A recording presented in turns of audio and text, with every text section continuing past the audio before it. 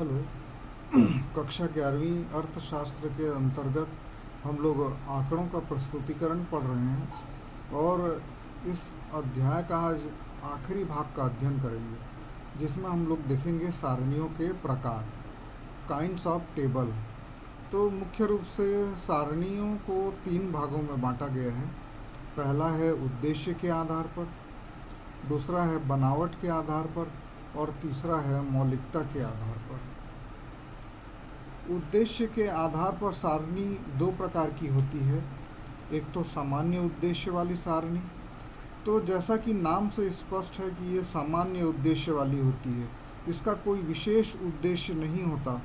तो इस तरह की जो सारणी होती है वो बहुत बड़ी होती है और यह प्रकाशित प्रतिवेदनों में पीछे दी हुई रहती है और उसके विभिन्न ढंगों से विभिन्न लोगों के द्वारा लाभ उठाया जा सकता है और इसका प्रयोग अक्सर सरकारी प्रकाशन और जनगणना की रिपोर्ट में किया जाता है। दूसरा हम लोग देखेंगे विशेष उद्देश्य वाली सारणी। यह सारणी सामान्य उद्देश्य वाली सारणी की सहायता से किसी विशेष उद्देश्य के लिए बनाई जाती है या बनाई जा सकती है और ये जो है आकार में सामान्य रूप से छोटी होती है तथा किसी एक निष्कर्ष को बनाने के लिए ये बनाई जाती है। अब सारणियों को इनको तैयार करने की जो रीतियां हैं वो हम लोग देखेंगे। सामान्य उद्देश्य वाली सारणी के आधार पर विशेष उद्देश्य वाली सारणियों का निर्माण किया जाता है, जिन्हें तैयार करने की रीतियां निम्न हैं। पहला, उनमें उन समंकों को छोड़ दिया जाता है जिनका सारणी के उद्देश्यों से संबंध नहीं होता, अर्थात जो हमारे उद्देश्य से जुड़े हुए नहीं रहते हैं उनको छोड़ देते हैं। इनमें विस्तृत समंकों को वर्गीकृत करके या संक्षिप्तीकरण के आधार पर संक्षिप्त किया जाता है, अर्थात जितना ज़्यादा से ज़्यादा हो सके संक्षिप्त किया जाता है, छोटा किया जाता है। इनमें निरपेक्ष संख्याओं के स्थान पर माध्य, प्रतिशत और अनुपात आदि का प्रयोग किया जाता है।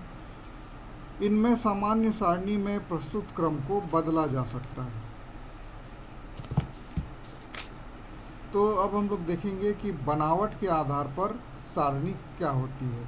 तो बनावट के आधार पर सारणी 2 प्रकार की होती है। एक तो सरल सारणी, और इसको ये बहुत ही सरल होता है, इसको बनाना भी सरल होता है। इसमें उप विभाग नहीं होते, केवल 2 भाग होते हैं, जैसे कि ये राज्य और साक्षरता का प्रतिशत। 1981 की जनगणना के अनुसार भारत के राज्यों में साक्षरता, तो इसके अंतर्गत हम लोग केवल 2 ही कॉलम बनाएंगे, एक तो राज्य और उनका साक्षरता का प्रतिशत। तो इस प्रकार से ये सरल सारणी को बनाना बहुत आसान रहता है। अब हम लोग देखते हैं कॉम्प्लेक्स टेबल, जटिल सारणी। जैसा कि नाम से स्पष्ट है, ये कठिन होता है और ये 3 प्रकार का होता है, एक द्विगुण, त्रिगुण और बहुगुण। द्विगुण का मतलब जब 2 गुणों को हम लोग प्रदर्शित करते हैं तो उसको द्विगुण सारणी बोलते हैं। जैसे कि यहाँ पे चित्र में दिखाया गया है पुरुष और स्त्री श्रमिकों की संख्या, तो दो गुण हो गए, तो इसलिए इसको द्विगुण सारणी बोलते हैं। ठीक इसी प्रकार त्रिगुण सारणी में 3 गुणों को प्रदर्शित किया जाता है। तो जैसे कि हम लोग यहाँ पे इसी उदाहरण को और 3 गुण वाला भी बना सकते हैं। जैसे कि हम लोग यहाँ पे पुरुष और स्त्री श्रमिक तो थे, उसको अब हम लोग और बांट देंगे साक्षर में और निरक्षर में, तो ये 3 गुण हो गए। तो इस प्रकार से ये त्रिगुण सारणी होती है। अब उसके बाद बहुगुण सारणी को 3 से अधिक विशेषताओं को जब प्रकट करना रहता है तो उसको बहुगुण सारणी बोलते हैं। अब इस उदाहरण में हम लोग देखेंगे तो हम लोग यहाँ पहले पुरुष देखते हैं, फिर उसमें साक्षर और निरक्षर देखते हैं, फिर स्त्री देखते हैं, फिर उसमें साक्षर और निरक्षर दिखते हैं, फिर पूरे श्रमिकों का योग साक्षर और निरक्षर। तो यहाँ 3 से ज़्यादा गुण हैं, इसलिए इसको बहुगुण सारणी कहते हैं। अब जो अगला आधार है, हम लोगों ने सरल देखा, जटिल देखा। अब मौलिकता के आधार पर, मौलिकता के आधार पर भी 2 सारणी होते हैं, एक तो मौलिक और दूसरा व्युत्पन्न। मौलिक सारणी को प्राथमिक या मौलिक समंकों की सहायता से नए सिरे से बनाया जाता है। इसमें इसमें जो समंक होते हैं वो मौलिक रूप में ही दिखाई देते हैं। इसीलिए इसको वर्गीकरण सारणी भी कहा जाता है। उसके बाद आते हैं हम लोग व्युत्पन्न सारणी। व्युत्पन्न सारणी में समंकों को उनके मौलिक रूप में प्रस्तुत न करके समंकों की सहायता से प्राप्त हुए माध्य, प्रतिशत और अनुपात के रूप में प्रस्तुत किया जाता है।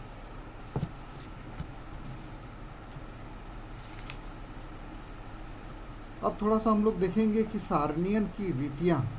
तो सारणीयन की दो रीतियाँ प्रचलित हैं, एक तो हाथ के द्वारा और दूसरा मशीन या जिसको कि यांत्रिक सारणीयन बोलते हैं। जब अनुसंधान का क्षेत्र छोटा होता है तो मानवीय प्रयास के द्वारा भी सारणीयन कहा जाता है।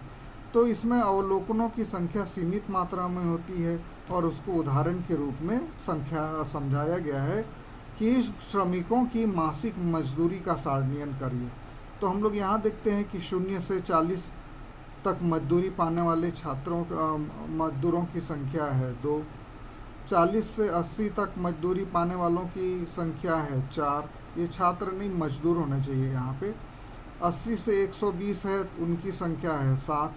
और इसको टैली चिन्ह के द्वारा भी दिखाते हैं। टैली चिन्ह का मतलब होता है जो खड़ी लकीरें हैं, जैसे हम लोग को 5 दिखाना है तो 1 2 3 4 और उसके बाद 5वीं लकीर को ऐसा तिरछा काट देते हैं, तो इसको हम लोग टैली चिन्ह बोलते हैं। उसके बाद है यांत्रिक सारणीयन।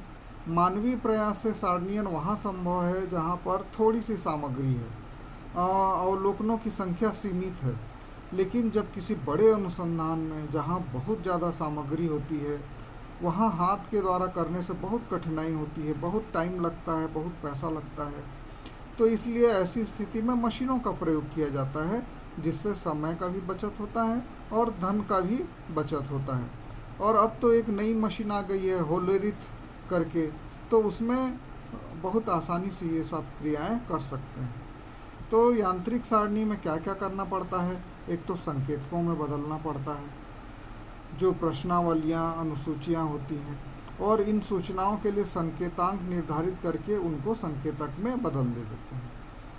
जैसे शिक्षित और अशिक्षित के लिए 2 संकेत, 2 या 3 दे सकते हैं। हम लोग पिछले वीडियो में देखे थे कि जो साक्षर होते हैं उनको कैपिटल ए, जो निरक्षर होते हैं उनको कैपिटल बी, जो पूर्ण रोजगार प्राप्त हैं उनको कैपिटल ए, और जो बेरोजगार हैं उनको बी। तो ऐसा हम लोगों ने देखा था।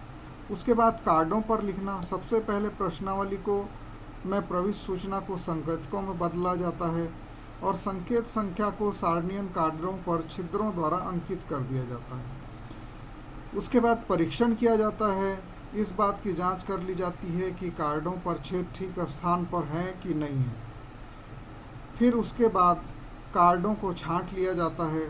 एक विशेष प्रकार के बिजली छांटने वाले यंत्र में डाल देते हैं, जिससे वो अलग अलग हो जाते हैं। उसके बाद कार्डों को मशीन में रख देते हैं और मशीन ही सूचनाओं को इच्छित ढंग से संक्षिप्त करते हैं और छापते हैं।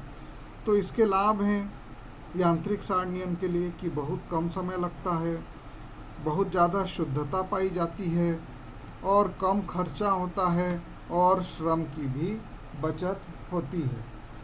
तो इस प्रकार से आज के इस आखिरी वीडियो में इस अध्याय के हम लोगों ने देखा कि सारणी कितने प्रकार के होते हैं, उद्देश्य के आधार पर देखा, फिर बनावट के आधार पर देखा, सरल सारणी, जटिल सारणी, और जटिल में भी हमने द्विगुण देखा, त्रिगुण देखा, बहुगुण देखा।